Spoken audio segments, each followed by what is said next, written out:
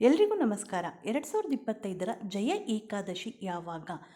ಜಯ ಏಕಾದಶಿ ವ್ರತದ ಶುಭ ಮುಹೂರ್ತ, ಪೂಜಾ ವಿಧಾನ, ಜಯ ಏಕಾದಶಿ ಪಾರಣಕ್ಕೆ ಶುಭ ಸಮಯ ಯಾವುದು ಹಾಗೂ ಜಯ ಏಕಾದಶಿ ವ್ರತ ಕಥೆ ಬಗ್ಗೆ ಸಂಪೂರ್ಣ ಮಾಹಿತಿಯನ್ನು ಈ ವಿಡಿಯೋದಲ್ಲಿ ನೋಡೋಣ. ತಿಂಗಳಲ್ಲಿ 2 ಬಾರಿ ಬರುವ ಏಕಾದಶಿ ಆಚರಣೆ ಹಿಂದೆ ಪುರಾಣದ ಕಥೆ ಇದೆ ಎನ್ನುವುದು ನಿಮಗೆ ತಿಳಿದಿರಬಹುದು. ಆದರೆ ಏಕಾದಶಿ ಎಂಬ ಆಚರಣೆಯು ನಿಖರವಾಗಿ ಹೇಗೆ ಶುರುವಾಯಿತು, ಏಕಾದಶಿ ಉಪವಾಸದಿಂದ ಲಾಭವೇನು ಹಾಗೂ ಇದರಿಂದ ನಿಮ್ಮ ಆರೋಗ್ಯ ಎಷ್ಟು ಸುಧಾರಿಸಬಹುದು ಎಂಬುದನ್ನು ಈ ವಿಡಿಯೋದಲ್ಲಿ ನೋಡೋಣ. ಭಗವಂತ ವಿಷ್ಣುವಿಗೆ ಸಮರ್ಪಿತವಾದ ಈ ಉಪವಾಸದಿಂದ ಆರೋಗ್ಯ, ಸುಖ ಮತ್ತು ಪಾಪ ಮುಕ್ತಿ ದೊರೆಯುತ್ತದೆ ಎಂದು ನಂಬಲಾಗಿದೆ. ಹಿಂದೂ ಪಂಚಾಂಗದ ಪ್ರಕಾರ ಪ್ರತಿ ತಿಂಗಳ ಶುಕ್ಲ ಪಕ್ಷದ ಮತ್ತು ಕೃಷ್ಣ ಪಕ್ಷದ ಏಕಾದಶಿ ತಿಥಿಯಂದು ವಿಷ್ಣುವನ್ನು ಪೂಜಿಸುವ ಮತ್ತು ಉಪವಾಸ ಮಾಡುವ ಸಂಪ್ರದಾಯವಿದೆ. ಏಕಾದಶಿಯಂದು ಉಪವಾಸ ಮಾಡುವುದರಿಂದ ಜನರು ಶ್ರೀ ಹರಿವಿಷ್ಣುವಿನ ಅನುಗ್ರಹವನ್ನು ಪಡೆಯುತ್ತಾರೆ ಎಂದು ನಂಬಲಾಗಿದೆ. ಇದಲ್ಲದೆ ಜೀವನದ ಎಲ್ಲ ದುಃಖಗಳು ಮತ್ತು ತೊಂದರೆಗಳು ದೂರಾಗುತ್ತವೆ. ಮಾಘ ಮಾಸದ ಶುಕ್ಲ ಪಕ್ಷದ ಏಕಾದಶಿಯಂದು ಜಯ ಏಕಾದಶಿ ಉಪವಾಸವನ್ನು ಆಚರಿಸಲಾಗುತ್ತದೆ. ಧಾರ್ಮಿಕ ನಂಬಿಕೆಗಳ ಪ್ರಕಾರ ಜಯ ಏಕಾದಶಿ ಉಪವಾಸವನ್ನು ಆಚರಿಸುವುದರಿಂದ ಜನರು ಉತ್ತಮ ಆರೋಗ್ಯ, ಆಶೀರ್ವಾದವನ್ನು ಪಡೆಯುತ್ತಾರೆ ಮತ್ತು ಜೀವನದ ಎಲ್ಲ ಪಾಪಗಳು ಮತ್ತು ದುಃಖಗಳಿಂದ ಮುಕ್ತರಾಗುತ್ತಾರೆ. ಜಯ ಏಕಾದಶಿ ಉಪವಾಸವನ್ನು ಆಚರಿಸುವುದರಿಂದ ವಿಷ್ಣುವಿನ ಕೃಪೆಯಿಂದ ಮರಣ ನಂತರ ಸ್ವರ್ಗ ಪ್ರಾಪ್ತಿಯಾಗುತ್ತದೆ ಎಂದು ಹೇಳಲಾಗುತ್ತದೆ. ಪೂರ್ವಜರಿಗಾಗಿ ಈ ಉಪವಾಸವನ್ನು ಆಚರಿಸುವುದರಿಂದ ಅವರಿಗೆ ಪುಣ್ಯ ಫಲಗಳು ದೊರೆಯುತ್ತವೆ. ಜಯ ಏಕಾದಶಿಯ ದಿನಾಂಕ ಮತ್ತು ಶುಭ ಸಮಯ ಹಾಗೂ ಪಾರಣದ ಸಮಯವನ್ನು ಈ ವಿಡಿಯೋದಲ್ಲಿ ನೋಡೋಣ. ಜಯ ಏಕಾದಶಿ ಉಪವಾಸ ಕಥೆ ಹೀಗಿದೆ. ಇಂದ್ರನ ಆಸ್ಥಾನದಲ್ಲಿ ಸಂಭ್ರಮಾಚರಣೆ ನಡೆಯುತ್ತಿತ್ತು. ದೇವರು, ಸಂತರು ಮತ್ತು ದೈವಿಕ ವ್ಯಕ್ತಿಗಳು ಎಲ್ಲರೂ ಉತ್ಸವದಲ್ಲಿ ಉಪಸ್ಥಿತರಿದ್ದರು. ಆ ಸಮಯದಲ್ಲಿ ಗಂಧರ್ವರು ಹಾಡುಗಳನ್ನು ಹಾಡುತ್ತಿದ್ದರು ಮತ್ತು ಗಂಧರ್ವ ಬಾಲೆಯರು ನೃತ್ಯ ಮಾಡುತ್ತಿದ್ದರು. ಈ ಗಂಧರ್ವರಲ್ಲಿ ಮಾಲ್ಯವನೆಂಬ ಗಂಧರ್ವನು ಬಹಳ ಸುಶ್ರಾವ್ಯದಿಂದ ಹಾಡುತ್ತಿದ್ದನು. ಆತನ ಕಂಠ ಸೌಂದರ್ಯದಷ್ಟೇ ಮಧುರವಾಗಿತ್ತು. ಮತ್ತೊಂದೆಡೆ ಗಂಧರ್ವ ಹುಡುಗಿಯರಲ್ಲಿ ಪುಷ್ಯವತಿ ಎಂಬ ಸುಂದರ ನರ್ತಕಿಯೂ ಇದ್ದಳು. ಪುಷ್ಯವತಿ ಮತ್ತು ಮಾಲ್ಯವಾನ್ ಒಬ್ಬರನ್ನೊಬ್ಬರು ನೋಡಿದಾಗ ಹಾಡು ಮತ್ತು ಆಕೆಯ ನೃತ್ಯ ಹಾಳಾಯಿತಂತೆ. ಇದರಿಂದ ಕೋಪಗೊಂಡ ಇಂದ್ರನು ಮರ್ತ್ಯಲೋಕದಲ್ಲಿ ನೀವಿಬ್ಬರು ರಕ್ತಪಿಶಾಚಿಯಂತೆ ಹುಟ್ಟಬೇಕು ಎಂದು ಶಾಪ ಕೊಟ್ಟನಂತೆ. ಶಾಪದ ಪ್ರಭಾವದಿಂದ ಇಬ್ಬರು ನರಳತೊಡಗಿದರು. ರಕ್ತಪಿಶಾಚಿಯಾಗಿ ಮರ್ತ್ಯಲೋಕದಲ್ಲಿ ಅವರು ಅಲೆದಾಡುತ್ತಿದ್ದರು. ಇಬ್ಬರು ತುಂಬ ದುಃಖಿತರಾಗಿದ್ದರು. ಆದರೆ ಮಾಘ ಮಾಸದ ಶುಕ್ಲ ಪಕ್ಷದ ಏಕಾದಶಿ ದಿನ ಅವರಿಬ್ಬರು ಇಡೀ ದಿನ ಉಪವಾಸವಿದ್ದು ವಿಷ್ಣುವನ್ನು ಪ್ರಾರ್ಥಿಸಿದರು.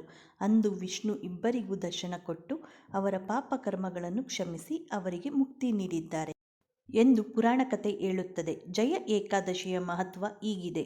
ಜಯ ಏಕಾದಶಿಯ ಉಪವಾಸವನ್ನು ಭಗವಾನ್ ವಿಷ್ಣು ಮತ್ತು ತಾಯಿ ಲಕ್ಷ್ಮಿಗೆ ಸಮರ್ಪಿಸಲಾಗಿದೆ. ಈ ವ್ರತವನ್ನು ಆಚರಿಸುವುದರಿಂದ ವ್ಯಕ್ತಿಯ ಜೀವನದಿಂದ ರೋಗಗಳು ದೂರವಾಗುತ್ತವೆ ಮತ್ತು ಉತ್ತಮ ಆರೋಗ್ಯ ಪ್ರಾಪ್ತಿಯಾಗುತ್ತದೆ ಎಂದು ನಂಬಲಾಗಿದೆ. ಅಲ್ಲದೆ ಈ ಉಪವಾಸವನ್ನು ಆಚರಿಸುವುದರಿಂದ ವ್ಯಕ್ತಿಯು ಪಾಪಗಳಿಂದ ಮುಕ್ತಿ ಹೊಂದುತ್ತಾನೆ ಮತ್ತು ವ್ಯಕ್ತಿಯು ವೈಕುಂಠಧಾಮವನ್ನು ಪಡೆಯುತ್ತಾನೆ. ಇದಲ್ಲದೆ ಈ ಉಪವಾಸವು ವ್ಯಕ್ತಿಗೆ ಎಲ್ಲ ಕಾರ್ಯಗಳಲ್ಲಿ ಜಯವನ್ನು ನೀಡುತ್ತದೆ ಎಂದು ನಂಬಲಾಗಿದೆ.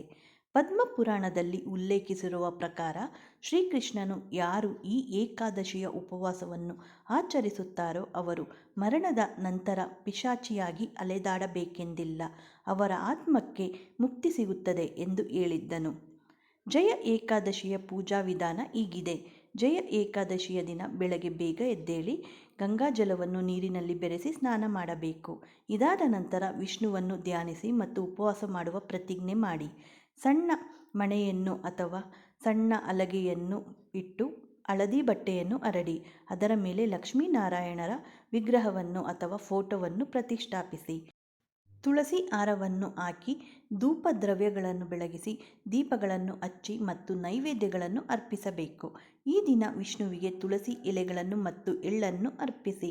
ಇದಾದ ನಂತರ ಓಂ ನಮೋ ನಾರಾಯಣಾಯ ನಮಃ ಎಂಬ ವಿಷ್ಣುವಿನ ಬೀಜ ಮಂತ್ರವನ್ನು ಪಠಿಸಿ. ವಿಷ್ಣು ಚಾಲಿಸ ಮತ್ತು ವಿಷ್ಣು ಸಹಸ್ರನಾಮವನ್ನು ಸಹ ಹೇಳಬಹುದು ಅಥವಾ ಕೇಳಬಹುದು. ಕೊನೆಯಲ್ಲಿ ಲಕ್ಷ್ಮೀದೇವಿ ಮತ್ತು ವಿಷ್ಣುವಿನೊಂದಿಗೆ ಎಲ್ಲ ದೇವರು ಮತ್ತು ದೇವತೆಗಳಿಗೆ ಆರತಿಯನ್ನು ಮಾಡಿ. ಈ ದಿನದಂದು ಯಾವ ಆಹಾರವನ್ನು ಸೇವಿಸದೆ ಉಪವಾಸ ಮಾಡುವ ಸಂಪ್ರದಾಯವಿದೆ. ಈ ದಿನದಂದು ಕೆಲವರು ಅನ್ನವನ್ನು ಮಾತ್ರ ತ್ಯಜಿಸಿ ಉಪವಾಸ ಆಚರಿಸಿದರೆ ಮತ್ತೆ ಕೆಲವರು ಹನಿ ನೀರನ್ನು ಕುಡಿಯದೆ ನಿರಾಹಾರವಾಗಿ ವ್ರತವನ್ನು ಆಚರಿಸುತ್ತಾರೆ. ಸಂಪೂರ್ಣ ಉಪವಾಸ ಮಾಡಲು ಸಾಧ್ಯವಾಗದವರು ಹಾಲು ಮತ್ತು ಹಣ್ಣುಗಳನ್ನು ಸೇವಿಸಿ ಭಾಗಶಃ ಉಪವಾಸ ಮಾಡಬಹುದು. ಈ ವಿನಾಯಿತಿ ವಯಸ್ಸಾದವರು, ಗರ್ಭಿಣಿಯರು ಮತ್ತು ಗಂಭೀರ ದೈಹಿಕ ಕಾಯಿಲೆಗಳಿಂದ ಬಳಲುತ್ತಿರುವವರಿಗೆ ಅನ್ವಯಿಸುತ್ತದೆ. ಜಯ ಏಕಾದಶಿಯಂದು ಉಪವಾಸ ಮಾಡಲು ಇಚ್ಛಿಸಿದವರು ಸಹ ಅನ್ನ ಮತ್ತು ಎಲ್ಲ ರೀತಿಯ ಧಾನ್ಯಗಳಿಂದ ಮಾಡಿದ ಆಹಾರವನ್ನು ಸೇವಿಸುವುದನ್ನು ತಪ್ಪಿಸಬೇಕು.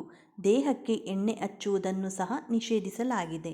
ಸಂಜೆ ವಿಷ್ಣುವನ್ನು ಪೂಜಿಸಿ ಮತ್ತು ಸ್ತೋತ್ರಗಳನ್ನು ಪಠಿಸಿ. ಮರುದಿನ ದ್ವಾದಶಿ ತಿಥಿಯಂದು ಉಪವಾಸ ಮುರಿಯಿರಿ. ಉಪವಾಸ ಮುರಿಯುವ ಮೊದಲು ಒಬ್ಬ ಬ್ರಾಹ್ಮಣನಿಗೆ ಊಟ ಹಾಕಿ ದಾನ ಮಾಡಿ ಆನಂತರ ಉಪವಾಸ ಮುರಿಯಿರಿ. 2025ರ ಜಯ ಏಕಾದಶಿ ಯಾವಾಗ ಎಂದು ಈಗ ನೋಡೋಣ. ಹಿಂದೂ ವೈದಿಕ ಕ್ಯಾಲೆಂಡರ್ ಪ್ರಕಾರ ಮಾಘ ಮಾಸದ ಶುಕ್ಲ ಪಕ್ಷದ ಏಕಾದಶಿ ತಿಥಿಯು ಶುಕ್ರವಾರ ಫೆಬ್ರವರಿ 7ರಂದು ರಾತ್ರಿ 9:26ಕ್ಕೆ ಪ್ರಾರಂಭವಾಗುತ್ತದೆ ಮತ್ತು ಈ ತಿಥಿಯು ಫೆಬ್ರವರಿ 8ರ ಶನಿವಾರದಂದು ರಾತ್ರಿ 8:15ಕ್ಕೆ ಕೊನೆಗೊಳ್ಳುತ್ತದೆ. ಉದಯ ತಿಥಿಯ ಪ್ರಕಾರ ಈ ಬಾರಿಯ ಜಯ ಏಕಾದಶಿಯ ಉಪವಾಸವನ್ನು ಫೆಬ್ರವರಿ 8ರಂದು ಆಚರಿಸಲಾಗುತ್ತದೆ. ಜಯ ಏಕಾದಶಿ ಪಾರಣಕ್ಕೆ ಶುಭ ಸಮಯ ಹೀಗಿದೆ. ಪಂಚಾಂಗದ ಪ್ರಕಾರ ಏಕಾದಶಿ ಉಪವಾಸವನ್ನು ಮರುದಿನ ಅಂದರೆ ದ್ವಾದಶಿ ತಿಥಿಯಲ್ಲಿ ಮುರಿಯಬೇಕು. ಅಂದರೆ ಫೆಬ್ರವರಿ 9ರ ಭಾನುವಾರದಂದು ಜಯ ಏಕಾದಶಿ ಉಪವಾಸವನ್ನು ಮುರಿಯಲಾಗುತ್ತದೆ. ಬೆಳಗ್ಗೆ 7:04ರಿಂದ 9:17ರವರೆಗೆ ಪಾರಣಕ್ಕೆ ಶುಭ ಮುಹೂರ್ತ ನಡೆಯಲಿದೆ. ಈ ಅವಧಿಯಲ್ಲಿ ಉಪವಾಸವನ್ನು ಮುರಿಯಬಹುದು. ಏಕಾದಶಿ ಉಪವಾಸವನ್ನು 24 ಗಂಟೆಗಳ ಕಾಲ ಆಚರಿಸಲಾಗುತ್ತದೆ. ಏಕಾದಶಿಯಂದು ಅನ್ನ ಅಥವಾ ಅನ್ನದಿಂದ ಮಾಡಿದ ಯಾವ ಆಹಾರವನ್ನು ಸೇವಿಸಬೇಡಿ. ಮರುದಿನ ದ್ವಾದಶಿ ತಿಥಿಯಂದು ಏಕಾದಶಿ ಉಪವಾಸವನ್ನು ಕೊನೆಗೊಳ್ಳಬೇಕು. ಏಕಾದಶಿಯ ಇಂದಿನ ದಿನ ಸಾತ್ವಿಕ ಆಹಾರವನ್ನು ಮಾತ್ರ ಸೇವಿಸಿ ಮತ್ತು ತಾಮಸಿಕ ಆಹಾರಗಳಿಂದ ದೂರವಿರಿ. ಏಕಾದಶಿ ಪೂಜೆ ಮಾಡುವಾಗ ಏಕಾದಶಿ ವ್ರತದ ಕಥೆಯನ್ನು ಓದಿ ಮತ್ತು ಓಂ ನಮೋ ಭಗವತೆ ವಾಸುದೇವಾಯ ಎಂಬ ಮಂತ್ರವನ್ನು ತಪ್ಪದೇ ಪಠಿಸಿ. ಈ ಮಾಹಿತಿ ನಿಮಗೇನಾದರೂ ಉಪಯುಕ್ತವಾದರೆ ಲೈಕ್ ಮಾಡಿ, ಹಾಗೆ ಎಲ್ಲರಿಗೂ ಶೇರ್ ಮಾಡಿ. ಮತ್ತಷ್ಟು ವಿಡಿಯೋಗಳಿಗೆ ನಮ್ಮ ಚಾನಲನ್ನು ಸಬ್ಸ್ಕ್ರೈಬ್ ಮಾಡಿಕೊಳ್ಳಿ. ಮತ್ತೆ ಸಿಗೋಣ ಇನ್ನೊಂದು ವಿಡಿಯೋದೊಂದಿಗೆ. ಎಲ್ಲರಿಗೂ ಧನ್ಯವಾದಗಳು. Thank you for watching.